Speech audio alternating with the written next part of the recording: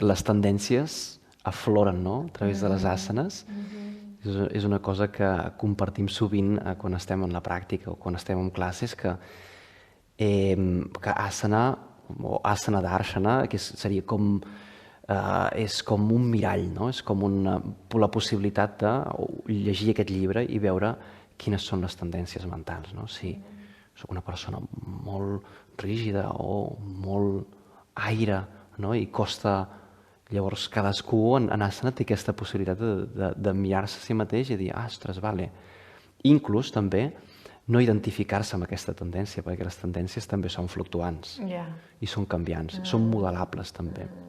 Pot haver-hi una zona de partida, però també això, la pràctica en si mateixa també és una purificació d'aquestes transitorietats, no?